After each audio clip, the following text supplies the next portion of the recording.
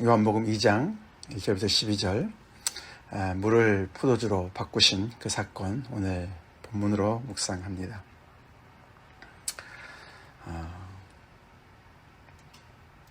조금 전에 우리가 찬송을 했지만 참 예수님 믿고 예수님 따라가는 인생 정말 복된 인생이죠. 오늘 이제 드디어 예수님께서 공생애를 시작하시면서 첫 번째 표적을 행하시는 그 기록을 우리가 묵상을 합니다. 이제 앞으로 요한은 이 복음서에서 표적이라는 그런 단어를 쓰면서 여러 표적을 이제 기록을 합니다. 나중에 우리가 거의 끝에 가보면은 예수님께서 행하신 것을 내가 다 썼으면은 이 온 세상이 감당할 수 없다. 그런 표현 쓰지 않습니까? 그래서 굉장히 선별해서 이렇게 썼는데 그 중에서도 이제 첫 번째 표적으로 이렇게 소개를 하고 있는 것이죠. 첫 번째 표적이다. 그 말은 제일 처음에 했다. 그런 시간적인 부분도 있지만 가장 중요하다. 그런 뜻도 있습니다. 그래서 이 첫 표적이 앞으로 예수님께서 펼치실 사역에 정말 어떤 그런 의미를 담고 있는지를 가장 분명하게 드러내는 그런 표적이다. 그런 면에서 가장 중요하다. 그런 뜻도 있습니다. 근데 그 표적이 물을 포도주로 바꾸시는 표적을 이 혼인잔치에서 결혼식 자리에서 행하셨다. 그래서 그분의 영광을 드러내셨고 그 영광을 모든 사람이 다 본 건 아니지만 제자들이 보고서 그를 믿게 되었다. 그렇게 얘기를 하고 있습니다. 그래서 이것이 오늘 이 이야기 중에 우리가 여러 가지를 볼 수 있지만 가장 중심적인 내용은 그것입니다.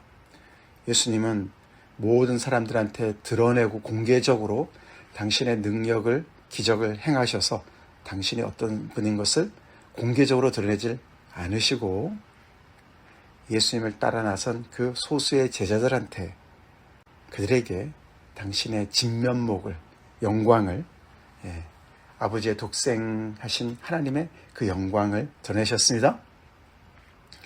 그래서 그들이 예수님을 더욱더 믿게 되는 사건이 벌어지게 되었죠. 물을 포도주로 바꾸신다. 그래서 예수님의 사역의 가장 핵심은 변화입니다. 변화.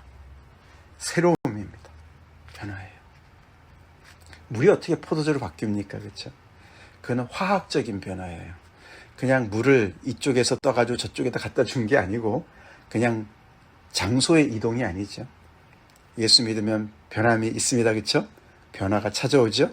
그것도 본질적인 변화가 찾아오는 것이죠.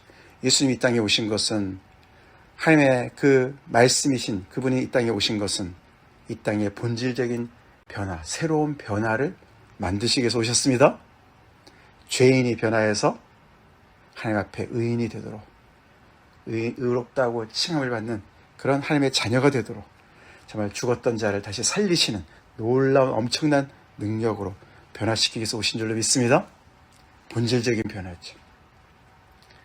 그래서 예수님이 이 땅에 오신 것은 그냥 옛날에 있었던 것을 그냥 연장해서 뭔가 조금 이렇게 개발을 하는 그런 정도가 아니라 오늘 본문에서도 유대인의 정결 예식을 따라 쓰던 돌 항아리 6개, 그것에 그 모든 지금까지 내려왔던 모든 그것이 유대교회든 뭐든 했던 간에 다 모든 것 전통을 다 거기서 이제 마무리를 하고 예수님은 새로운 모든 것을 거기서 이어서 그 의미는 이어서 하지만 모든 것이 새롭게 하나님께서 정말 보내주신 그분의 뜻을 이루신 것을 보여주고 있습니다.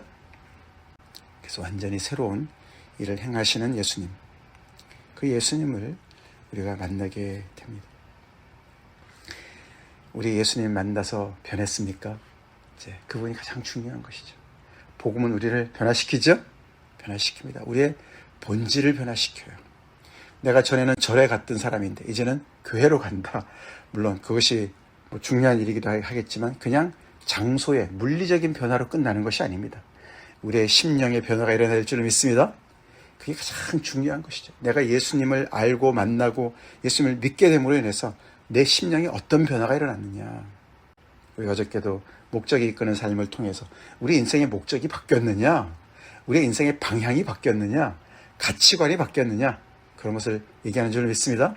무엇보다도 내가 하나님을 몰랐었는데 내 인생의 창조주 되시는 나를, 만물이 그로 말미암아 지음받지 않은 것이 하나도 없는데 내 인생의 주인을 만나서 물이 포도주가 된 것처럼 그렇게 내 인생의 본질적인 변화를 가져왔느냐. 기본적으로 포도주는 기쁨을 뜻합니다. 기쁨. 내 인생에 기쁨이 넘쳐나느냐, 감사가 넘쳐나느냐, 내 인생에 정말 그 안정감으로 내가 뭘 열심히 잘해서 사람으로부터 인정받았기 때문에, 내가 세상에서 많은 업적을 이뤘기 때문에 나는 웬만한 사람이야, 나는 괜찮은 사람이야, 나는 대단한 사람이야, 이것이 아니라 나는 죄를 용서받은 하나님의 자녀야, 하나님의 사랑을 듬뿍듬뿍 받는 자야 라는 것으로 말미암아 우리가 정말 안정감을 누리고 내가 얼마나 중요한 사람인지, 하나님의 형상을 닮아서 하나님의 그 놀라우신 그런 그 목적을 계속해서 이루어가는 그런 귀한 사람이기 때문에 내가 얼마나 중요한 사람이라고 내가 알고 그렇게 변화되고 있는지, 그것이 가장 중요하죠. 예수님은 그렇게 우리를 만드시기 위해서 오셨습니다. 그 사건의 전모가 이제 갈릴리 가나에서 이루어졌습니다. 그렇죠? 예, 그래서 거기가 예수님 동네랑 가깝기 때문에 초대를 받았어요. 예수님의 어머님도, 또 예수님도, 예수님의 제자들도 다 같이 초대를 받았습니다. 어쩌면은 먼 친척일 수도 있겠고, 아니면 같은 동네니까, 가까우니까, 또 가까운 친구, 그렇죠? 친척의 뭐 친구든, 하여튼 이렇게 연류가 되어서 초대를 받았는데, 포도주가 똑 떨어졌습니다. 그 당시에 결혼식은 뭐 일주일까지 걸려서도 이렇게 쭉 진행이 됐다고 그러죠.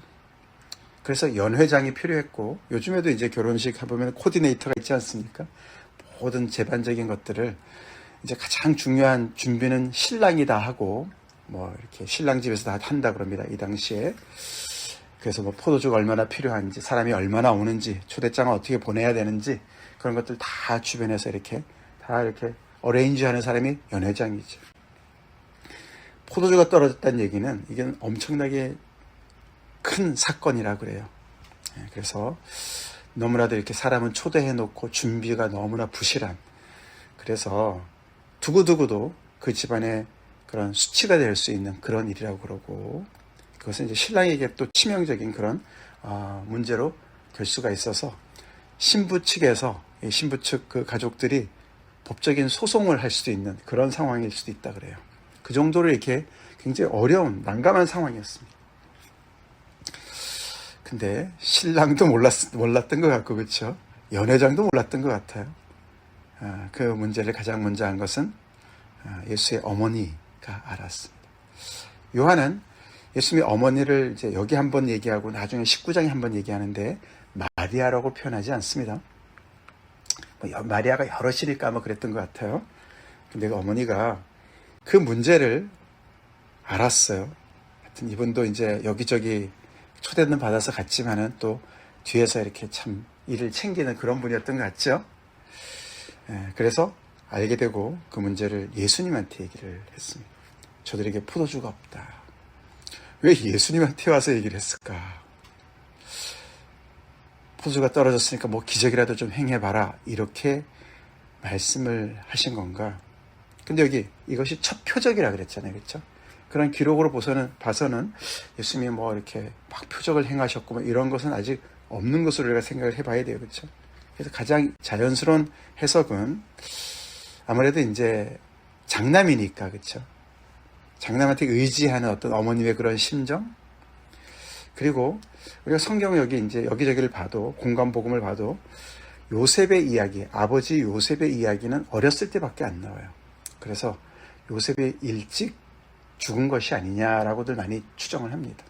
그래서 특별히 장남을 더 의지하지 않았나, 충분히 가능한 얘기죠.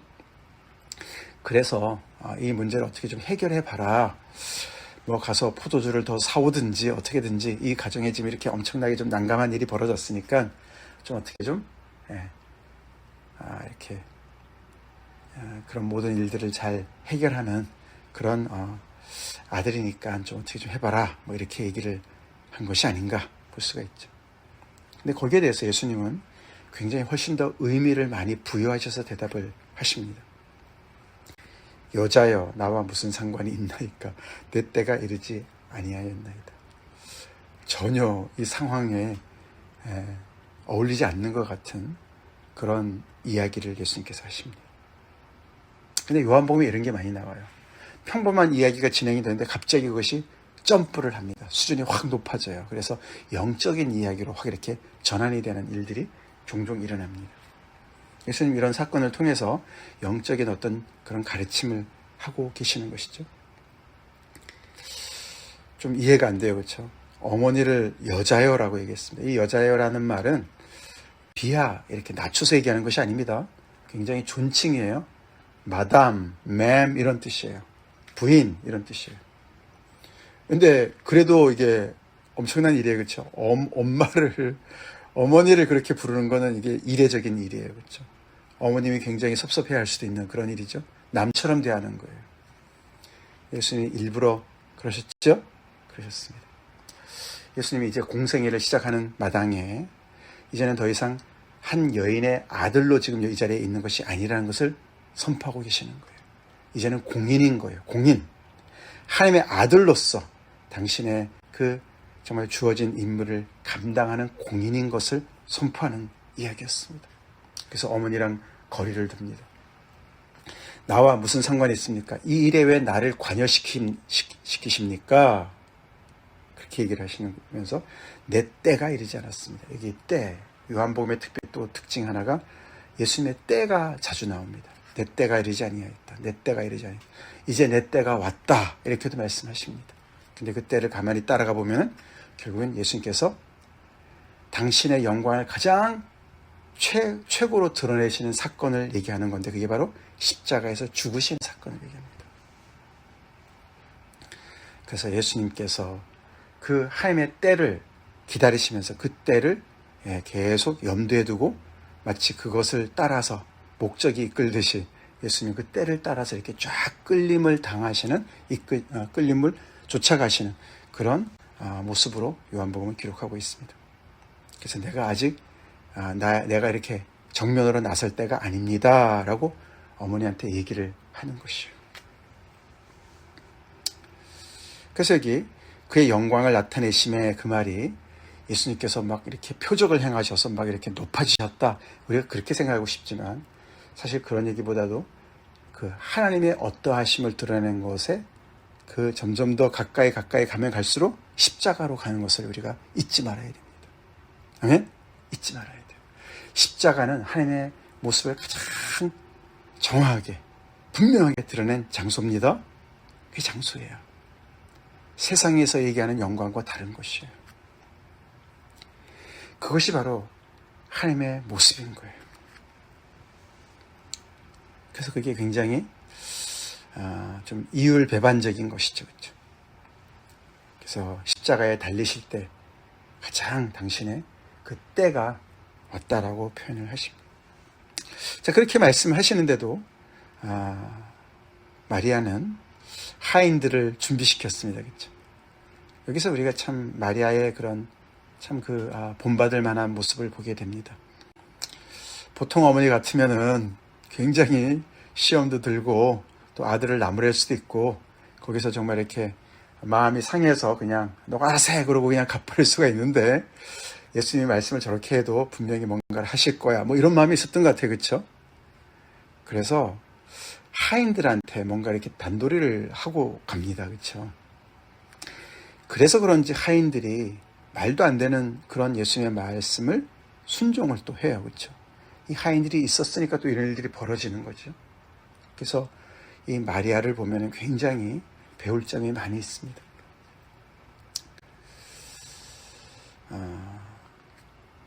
꼭 굳이 자기가 안 해도 된 일들을 이렇게 문제를 파악을 하고 그 문제 파악이 되었을 때 뒤에서 그쵸 수군거리지 않습니다. 그걸 가지고 그냥 이 집은 뭐 일을 이렇게 하고 저렇게 하고 하여튼 뭐 문제가 있는데 더 크게 막 불키는, 그쵸? 그렇게 하지 않습니다. 그쵸? 예, 그렇게 잡담이나 늘어놓고 문제를 더 그냥 더 불리는 그런 일을 하지 않습니다. 조용히 그 문제를 해결하려고 하는 사람입니다. 중보자의 참 모습을 보게 됩니다. 우리 그런 사람들 됩시다. 문제가 있을 때 문제가 있다고 인식하고 그 문제를 해결하는 쪽으로 애를 쓰는 사람들이 돼야지, 문제를 더 크게 만드는 문제편에 서 있지 말아야 돼요. 그렇죠? 어디를 가나 문제가 있어요. 그렇죠? 그 문제를 보는 것도 실력입니다. 들어와야 보이죠. 그렇죠? 이 일머리가 있는 사람이니까 보이는 거예요. 이게 참 큰일이네. 이거 어떻게 해야 되지? 문제의식이 생겼어요. 거기서 머무는 사람들이 굉장히 많이 있습니다. 우리가 교회 생활할 때 특별히 그렇지 않습니까? 이 교회는 이게 문제야, 저게 문제야 보는 것도 참 굉장한 달란트예요. 근데 거기서 머물면은 불만이 되는 거예요. 그렇죠?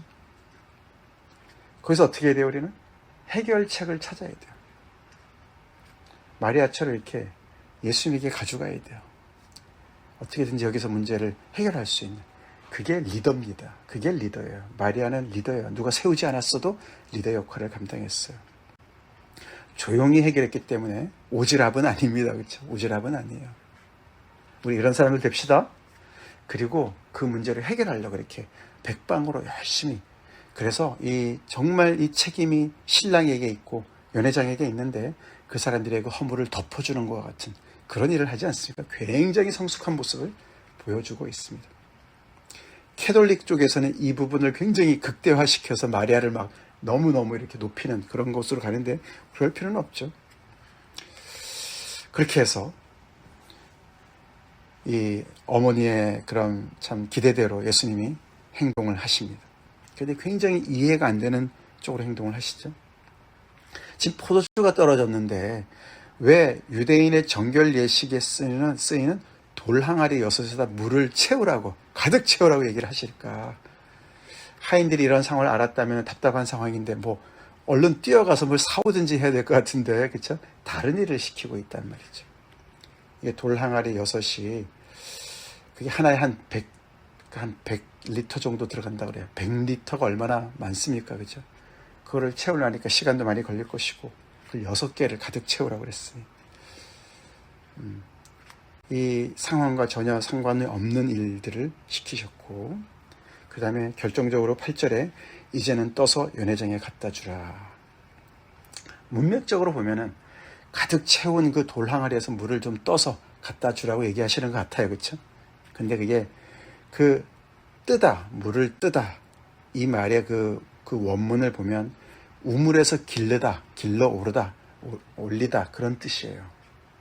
그래서 거기에서 이제 어떤 성경학자들은 이렇게 돌 항아리에 아구까지 다 채워놓은 다음에 다시 우물에 가서 물을 새로 떠서 갖다 주라, 이렇게도 해석하는 사람도 있어요. 하여튼 갖다 줬는데 거기서 그 물이 언제 변했는지는 모르지만 맛을 본 연회장이 이게 지금까지 맛본 포도주보다 훨씬 더 맛있는, 더 좋은 포도주인 것을 알게 되었어요. 그렇죠? 그래서 신랑한테 칭찬을 합니다. 어디서 가져왔는지 다른 사람들은 몰랐지만 종들은 알았고, 더 나가서 종들은 못 봤던 그 영광을 제자들은 봅니다. 그렇죠? 그래서 이게 몇 단계 이렇게 그 층이 있어요. 그렇죠? 이 돌 항아리 6이 왜 등장했을까? 유대인의 정결 예식이 쓰이는, 사실 그래서 이것이 더 중요한 것이죠. 아까도 잠깐 언급을 드렸지만 이 유대인의 정결 예식에 쓰이는 모든 것들을 6개를 아구까지 채웠다. 그래서 6이라는 그 숫자에도 해석 의미를 부여하기도 하고, 가득 채웠다, 아기까지 채웠다. 그래서 이 유대인의 정결 예식의 어떤 그 가득 찬 그런 이제 그 시대가 다 끝난 옛 시대를 마무리하는 어떤 그런 의미로 이렇게 이 부분을 이제 활용하는 것이죠. 그래서 이제는 메시아의 시대가 도래한, 새로운 시대가 도래한 그런 어떤 새로운 출발을 상징하는 그런 의미가 된다는 것이죠. 그래서 그 항아리에서 이렇게 떠서 갖다 줄 수도 있지만 새로운 또 우물에서 가서 떠가지고 새롭게 준다, 이런 의미도 가능한 해석인 것이죠. 그렇죠? 가득 이제는 그 옛 시대가 이제는 꽉 차서 끝났고 이제는 새로운 것을 시작한다. 예수님의 어떤 그런 새로움의 그 출발을 얘기한다. 그렇게 볼 수가 있죠. 그렇지만 이제 그렇게 해석을 하든 아니면은 항아리에서 또 떠가지고 갖다 주든 그렇게 뭐 큰 의미는 다르게 되지는 않습니다. 어쨌거나 예수님께서 정말 이 엄청난, 정말 그 누구도 할 수 없는, 창조주만이 할 수 있는 본질을 바꾸시는 그런 역사를 이 유대인의 정결 예식과 이렇게 연관지어서 행하셨다는 것이 중요한 것이죠. 앞으로 계속 나옵니다. 우리 내일 본문이기도 하지만, 그렇죠? 예. 그래서 예수님은 계속해서 지금까지 기존에 있던 것을 대체하시는, 새롭게 하시는 일들을 하세요.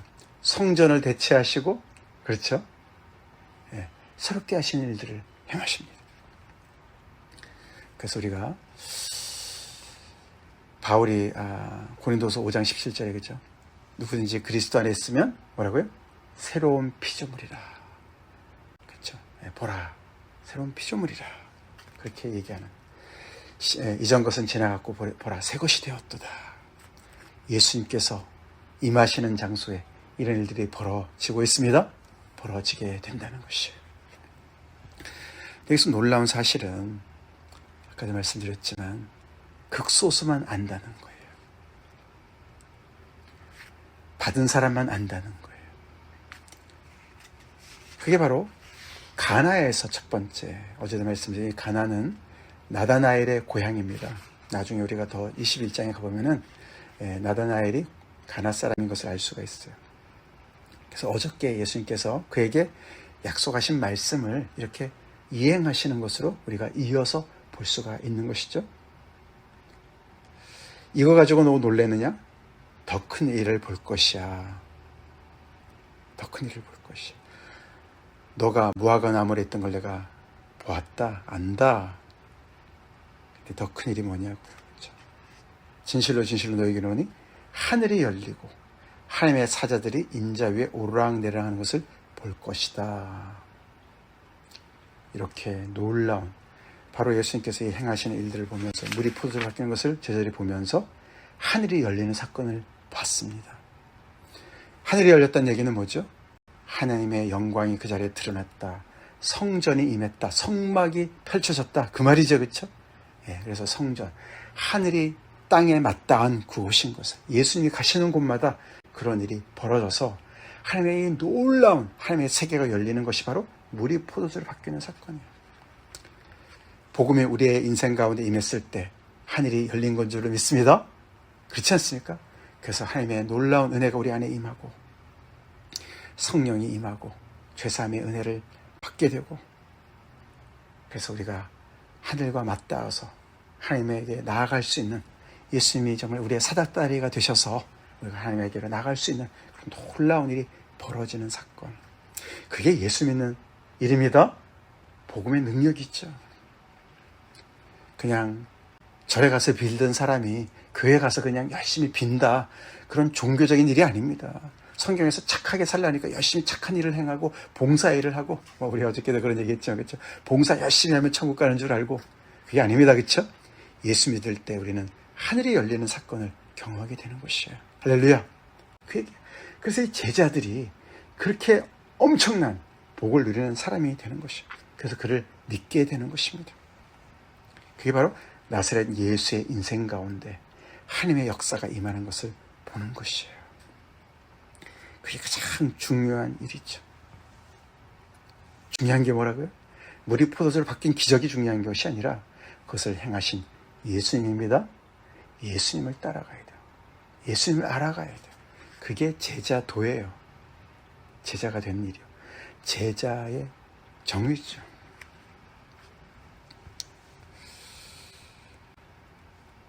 그래서 이 예수님께서 하나님의 영광을 드러내십니다. 말씀이 육신이 되어서 이 땅에 오신 그분이 가시는 곳마다 말씀의 그 창조의 역사가, 재창조 역사가 일어나는 것을 보게 된다. 예수님이 내 인생 가운데 그렇게 임하셨느냐. 표적이라는 단어는 사인이죠. 사인. 교통 표지판 뭐 이런 뜻이에요. 그렇죠? 뭔가를 지시하고 있습니다. 이 표적은 물이 포도로 바뀌는 것은 누구를 지시합니까? 예수님을 지시하는 거예요. 그렇죠? 예수님을 지시해요. 우리 인생 가운데 계속해서 우리가 무슨 일을 경험하면 할수록 우리는 계속 예수님에게로 시선이 돌아가게 되어 있습니다. 그렇죠? 돌아가야 됩니다. 우리 인생 가운데 계속해서 예수님을 바라보면서 예수님을 따라갑시다. 다 같이 기도하겠습니다. 하나님 아버지 감사합니다. 오늘 요한복음 2장 앞부분 물을 포도주로 바꾸셔서 정말 아버지 이 혼인잔치의 위기를 넘기시며 하나님의 영광을 또 드러내셔서 제자들이 참 더욱더 예수님을 믿게 하신 그 사건 우리가 묵상합니다. 주님, 여러 가지 귀한 말씀들이 있지만 정말 우리 인생에 오셔서 본질적인 변화를 주신 주님의 놀라우신 은혜 찬양합니다.